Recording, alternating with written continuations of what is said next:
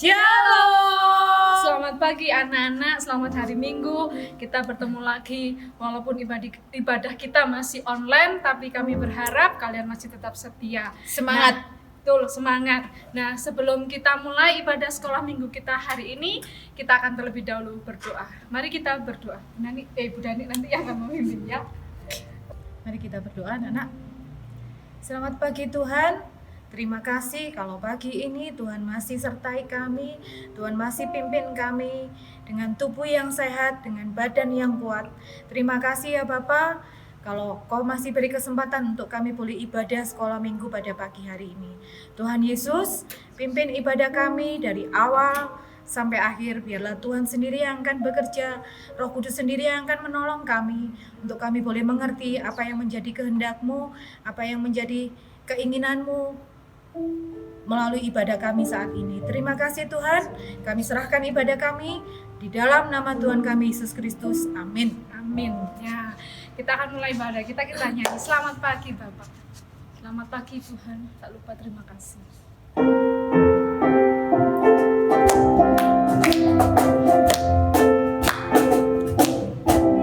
Selamat pagi Tuhan, tak lupa terima kasih. Tuhan telah pelihara kami setiap hari. Matahari bersinar, burung-burung bernyanyi. Ku tambah indahnya. Lagi selamat pagi Tuhan. Lebih semangat lagi. Kehadirannya. Selamat pagi Tuhan, tak lupa terima kasih. Tuhan telah pelihara kami setiap hari. Matahari bersinar, burung-burung bernyanyi. Ku tambah cinta dia. Selamat pagi Tuhan. Selamat pagi Tuhan, tak lupa terima kasih. Tuhan telah pelihara kami setiap hari.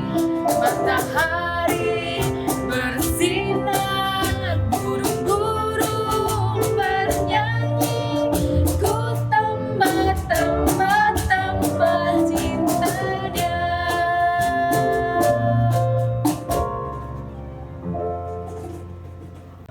Ya, kita sudah memuji Tuhan, kita sudah terima kasih sama Tuhan karena Tuhan baik.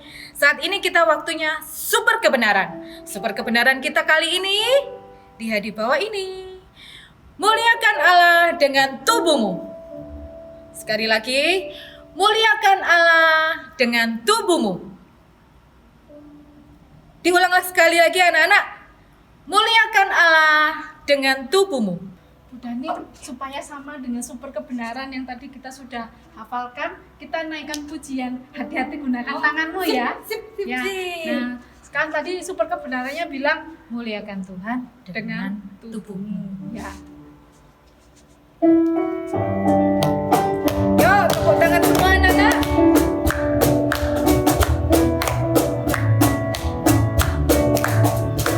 Hati-hati gunakan tanganmu. Hati-hati gunakan tanganmu. Allah Bapa di surga melihat kita semua. Hati-hati gunakan tanganmu. Kaki.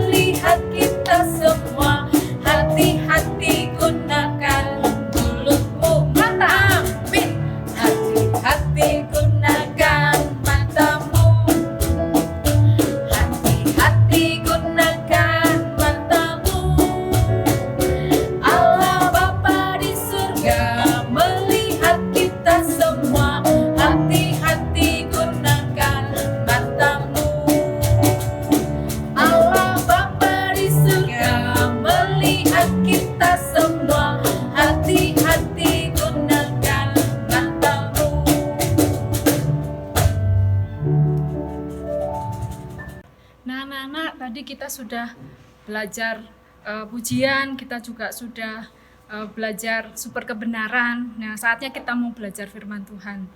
Apapun yang akan disampaikan firman Tuhan hari ini, biarlah itu menjadi berkat buat kita. Tapi sebentar ya, saya cari Bu Dani dulu. Bu, Pak, tahu Bu Dani di mana? Dapur. Oh, Bu Dani ada di dapur. Sebentar, saya tak nyusul ke dapur. Bu Dani, ngapain? Oh, ini saya masih menyiapkan sayur ini loh, Bu. Mau masak apa, Bu Dani? Ini mau menyiapkan makanan sehat buat anak-anak, buat itu si kecil. Oh, makanan sehat. Makanan Sayur sehat. saja, Bu. Iya, Saya jadi, enak loh sayur ini. oh iya, saya jadi ingat itu ya, firman Tuhan yang waktu Daniel di istana Babel itu loh. Oh iya, Ingat nggak? Di mana itu, Bu? di Daniel berapa itu? Daniel 1. Di Daniel 1 itu loh. Daniel 1 ayat 1 sampai 21. Waktu pemerintahan Raja siapa itu? Nebukadnezar. Iya. Nah, waktu itu kan kerajaan Sambiok ya? Oh iya, saya cerita ya sama Bu Dani Iya. biar anak-anak sekalian di rumah juga ingat ya peristiwanya bagaimana Daniel menjaga hidupnya supaya dia tetap berkenan kepada Allah. Ya, waktu itu kan pemerintahannya Raja Yoyakim, Raja Yehuda diserang sama Nebukadnezar Raja Babel. Nah, mereka kalah karena itu semua terjadi atas kehendak Tuhan. Nah, akhirnya ketika Raja Nebukadnezar berhasil menyerang kerajaan Yehuda, mereka bawa Raja Nebukadnezar bilang sama prajurit-prajuritnya, cari ya anggota kerajaan, keturunan raja atau bangsawan yang bagus badannya, yang cakap cara berpikirnya, mari kita bawa ke istana Babel. Di sana kita mau didik mereka dengan cara yang orang Babel biasa lakukan. Oh iya, saya ingat yang 4 orang itu kan? Ya.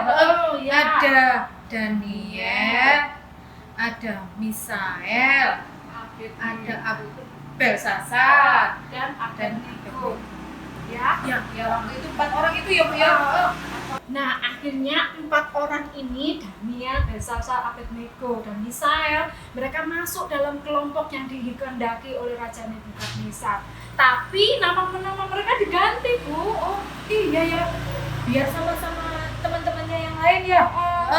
Daniel itu namanya menjadi Belsasar, Hanaya dinamai Sadrak, Misael dinamai Mesak, dan Asaria dinamai Abednego. Nah, mereka masuk dalam kelompok pilihan. Salah satu keistimewaan mereka adalah mereka boleh makan hidangan raja. Enak ya. Iya ya, pasti ya, namanya hidangan raja. Pasti yang istimewa. Iya. Nah, tapi apa yang terjadi dengan mereka? Tapi Daniel di situ menolak loh Bu. Hidangan raja itu, karena hidangannya raja itu sudah dipersembahkan kepada dewa-dewa mereka. Daniel tidak mau mengotori tubuhnya dengan hal-hal itu Bu. Oh iya, karena Daniel mengingat bagaimana dulu dia tinggal di Yehuda, dia mentaati hukum Taurat. Sedangkan di dalam hukum Taurat kan mengajarkan mereka untuk menguduskan badannya, menguduskan tubuhnya. Karena itu Daniel tidak mau menajiskan dirinya dengan makanan-makanan yang sudah dipersembahkan kepada Baalnya orang Babel. Nah, setelah itu kan Daniel dan kawan-kawannya ngomong kan sama pemimpin kelompok itu sama sama pejenang katanya itu. Namanya pejenang. Pejenangnya itu mereka tidak mau makan hidangan raja. Mereka hanya memilih sayur mayur sama air saja. Iya, mereka tidak mau kompromi karena kalau mereka makan makanan yang dipersembahkan kepada raja yang sudah dipersembahkan terlebih dahulu kepada Baal mereka, sama dengan mereka menajiskan mengotori tubuhnya ya. mengotori tubuhnya Dengan makanan yang buat berhala itu ya Bu ya. Daniel dan ketiga temannya tadi kan mereka menyembah Allahnya Israel, bukan Oke. bukan Baalnya Babel. Nah, setelah itu kan mereka bilang kan, nah juru masaknya, tukang masaknya takut Bu, ingat kan? Oh iya. Gini, juru masaknya bilang gini, Daniel, kalau kamu nggak makan makanan raja, nanti tubuhmu jadi kecil, tubuhmu gak jadi sehat. Iya. Tapi Daniel ngasih waktu loh Bu. Iya, Saya ingat iya. 10 hari ya. Iya. Kenapa kok juru masaknya itu takut? Karena kalau mereka terjadi apa-apa dengan Daniel dan teman-temannya, Dia mereka disalahkan akan juga ya. pada raja, dan raja bisa memberikan hukuman kepada mereka. Nah, tapi Daniel bilang kan sama juru masaknya itu, bilang minta waktu. Kami waktu 10 hari. Nanti Bapak akan melihat perbedaannya. Apakah tubuh kami lemah ataukah kami menjadi sehat.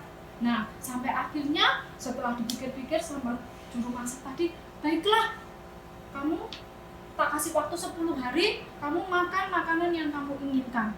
Nah, akhirnya setelah 10 hari, gimana Bu kemudian? Oh, gini, setelah 10 hari mereka yang lainnya dipanggil semua kan Bu ya. Ada beberapa orang yang bukan dari orang Yahudi juga. Mereka dipanggil. Ternyata perawakan mereka keempat itu tadi, Daniel, Sadrak, Mesak, dan Abednego itu, dia mempunyai badan yang lebih baik dari teman-temannya yang lain. Padahal apa sih Bu yang dimakan sama Daniel dan teman-temannya? Yang dimakan itu ini Bu, sayuran sama air putih ya, sampai minum air putih aja ya. Mereka menolak makanan raja, mereka menolak daging, mereka menolak. Dia nggak minum anggur. Dia nggak minum anggur, dia benar-benar menjaga tubuhnya. Padahal waktu itu kalau misalnya Daniel mau berbuat menyenangkan dirinya sendiri, dia bisa loh makan makanan yang dipersembahkan. Nggak ada yang tahu ya. Kan jauh dari orang Israel yang Orang Israel nggak ada yang tahu kan iya. ya. Tapi Daniel nggak mau kompromi. Sekalipun orang-orang Israel tidak tahu, tapi Daniel tahu bahwa Allah yang dia sembah melihat apa yang dia lakukan. Nah, karenanya Daniel menjaga tubuhnya. Dan ketika waktu yang ditetapkan sudah sampai, akhirnya ketika diperbandingkan, benar, Tubuh mereka sehat. iya. Dan yang lebih hebat lagi, mereka itu paling berhikmat loh Bu. Mereka paling pintar. Iya, mereka lebih berhikmat dibanding teman-temannya yang lain. Sampai raja itu senang setiap kali raja punya masalah, setiap kali raja ingin bertukar pendapat, dia selalu memanggil Daniel dan teman-temannya. Karena cara berpikir mereka diberi hikmat sama Tuhan. Mereka bisa menyelesaikan setiap pertanyaan-pertanyaan yang disampaikan oleh raja, sehingga setiap kali raja ada sesuatu yang raja ingin bertukar pikiran, selalu memanggil Daniel dan teman-temannya. Kecerdasan mereka ya Bu. Iya, karena Daniel dan teman-temannya terbukti diberi hikmat sama Tuhan. Nah, begitu juga dengan kita. Kalau Daniel menjaga tubuhnya, dia sadar bahwa tubuhnya adalah bait Allah, tempat roh Allah berdiam. Daniel tidak menajiskan dirinya bukan hanya dengan makanan atau minuman yang dia makan dan minum, tetapi juga perkataannya. Dia menjaga kata-katanya, dia menjaga pikirannya, dia menjaga penglihatannya, supaya semua itu memuliakan nama Tuhan. Kita pun juga Tuhan mau seperti itu. Tubuh kita ini semuanya, setiap anggota tubuh kita, mari kita pakai untuk memuliakan nama Tuhan. Kalau Tuhan kasih kita tangan, biarlah kita dengan sukacita mengerjakan apa yang Tuhan taruh dalam hidup kita. Kalau Tuhan masih kasih kita mulut, kita mau memperkatakan firman Tuhan, mengatakan hal-hal yang baik, sehingga orang-orang yang ada di sekeliling kita pun juga terberkati dengan perkataan kita. Kalau mungkin hari-hari kemarin kita salah dalam berbicara, salah dalam mempergunakan seluruh tubuh kita, tetapi biarlah melalui firman Tuhan yang diteladankan melalui hidupnya Daniel dan teman-temannya ini, kita mau hidup sungguh-sungguh buat Tuhan. Tubuh kita adalah bait Roh Kudus. Roh Kudus yang diam di dalam kita, yang harus kita senangkan. Dengan cara bagaimana? Setiap hari kita baca firman Tuhan. Di situ Tuhan akan kasih lihat ke kita, memberitahu kita apa yang harus kita lakukan dengan hidup kita. Biarlah firman Tuhan hari ini, bagaimana Daniel belajar menguduskan dirinya buat hormat dan kemuliaan nama Tuhan, itu bisa menjadi berkat bagi kita. Kita pun mulai saat ini hidup benar di hadapan Tuhan. Firman Tuhan sampai di sini, biar firman Tuhan ini boleh memberkati anak-anak. Amin. Nah, saatnya kita masuk ke super ayat. Super ayat kita kali ini 1 Korintus 6 ayat 19.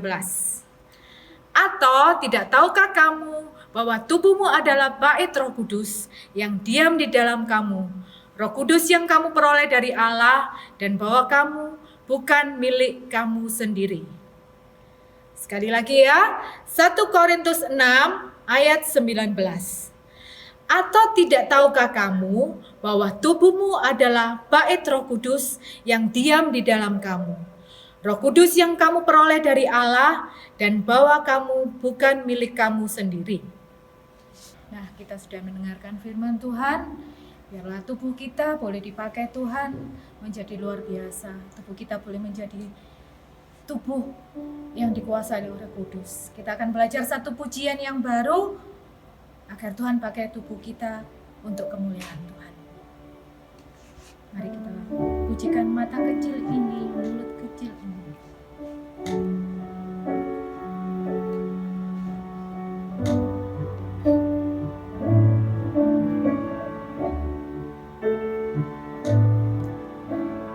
Mata kecil ini, mulut kecil ini akan melakukan perkara yang besar. Tangan kecil ini, kaki kecil ini akan melakukan perkara yang besar yang tak pernah dibayangkan, yang tak pernah timbul dalam hatimu. Sebab itulah yang Dia kerjakan bagi orang yang percaya padanya. Mata kecil ini,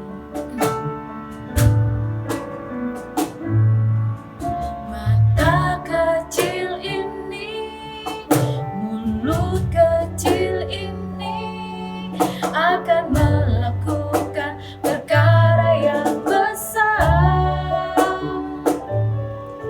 Tangan kecil ini, kaki kecil ini akan melakukan perkara yang besar yang tak pernah dibayangkan, tak pernah dibayangkan, yang tak pernah timbul dalam hatimu. Sebab itulah yang Dia kerjakan bagi orang yang percaya padanya, yang tak pernah dibayangkan, yang tak pernah timbul dalam hatimu. Sebab itulah yang Dia kerjakan bagi orang yang percaya padanya.